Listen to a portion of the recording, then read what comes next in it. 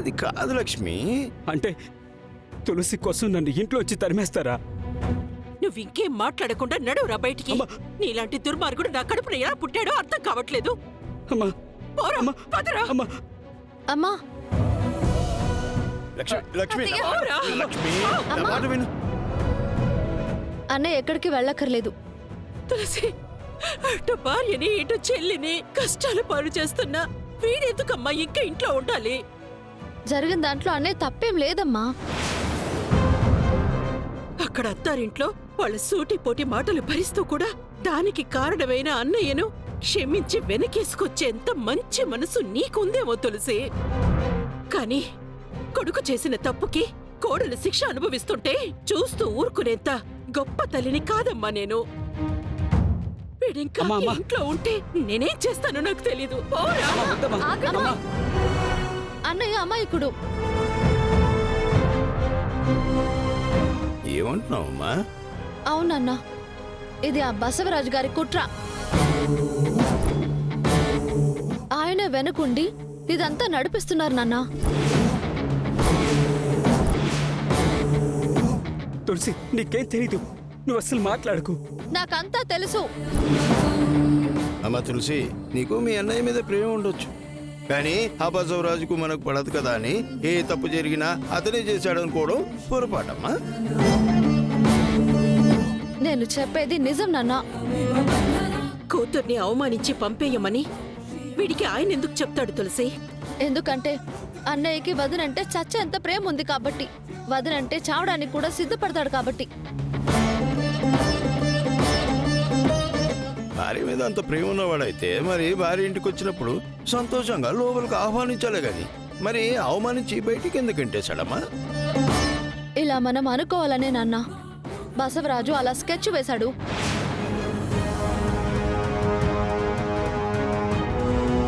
ఏంటి మీరు నమ్మట్లేదా? ఆగండి, ఇదిగోండి చూడండి.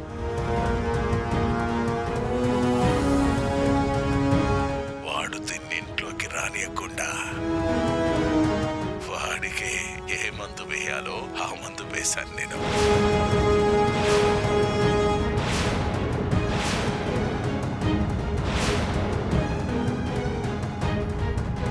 కీర్తినేమైనా చేస్తామని భయపడి దాన్ని అనుమానించినట్టు నటించాడమ్మా.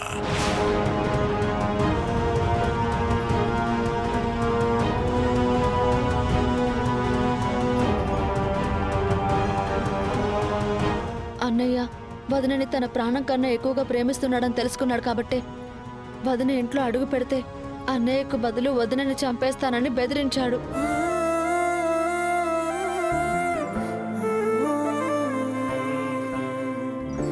వీడి ప్రాణం పోయినా సరే వదిన క్షేమంగా ఉండాలని కోరుకున్నాడు కాబట్టి ఇవాళ అన్నయ్య మీ అందరి దృష్టిలో చెడ్డవాడయ్యాడు.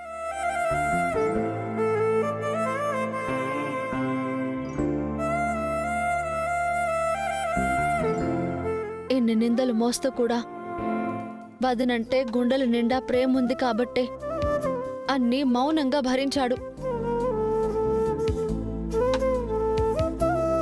ఇలాంటి వాణ్ణ అమ్మా నువ్వు ఇంట్లో నుంచి గెంటేయాలని చూస్తున్నావు.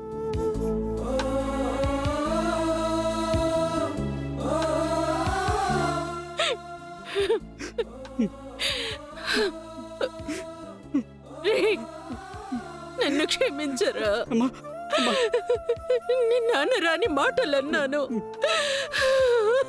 క్షమించరా. అమ్మా ఏడవద్దమ్మా. క్షమించరా.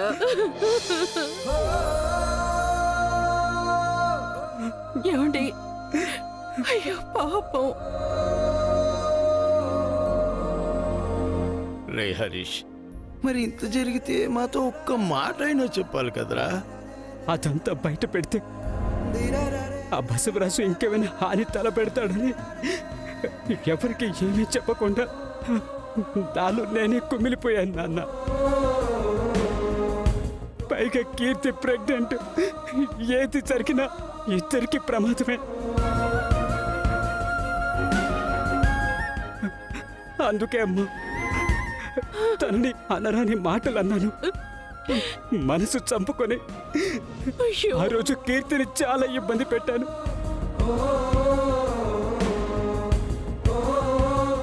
ఎంతమంది ఎన్ని అవమానించినా, ఎన్ని రకాలుగా నిందించినా నాకు బాధ అనిపించలేదు. కానీ ఆ రోజు గుండెల నిండా ప్రేమ పెట్టుకొని కూడా కీర్తిని అలా అవమానిస్తూ మాట్లాడాను చూడు. ఆ రోజు నా గుండె పగిలినంత పని అయిపోయింది నాన్న.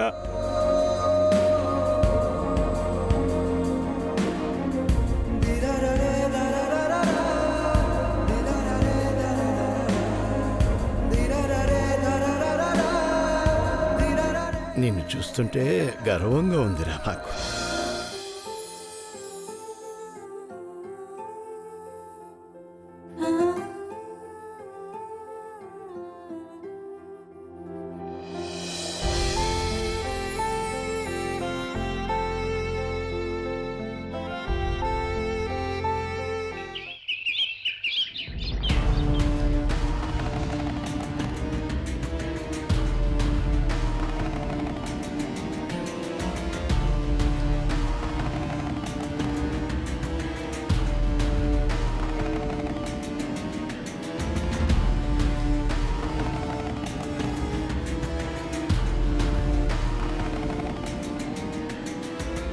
అమ్మో, ఉదయం ఎదురుపడినందుకే చంపేసేటంత పని చేశాడు.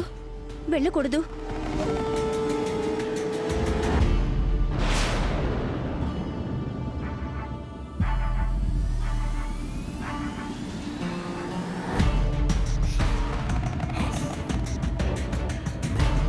జాను ఫోన్ ఏంటి ఇక్కడ ఉంది?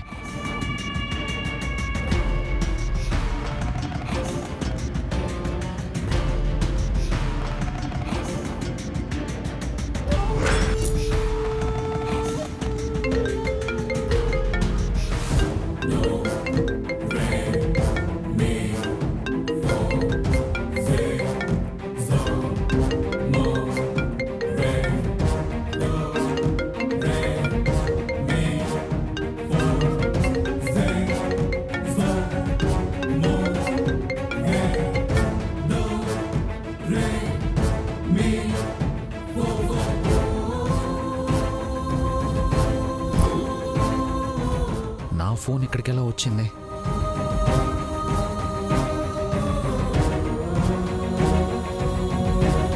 బహుశా నా ఫోన్ జాను కానీ తీసిందా?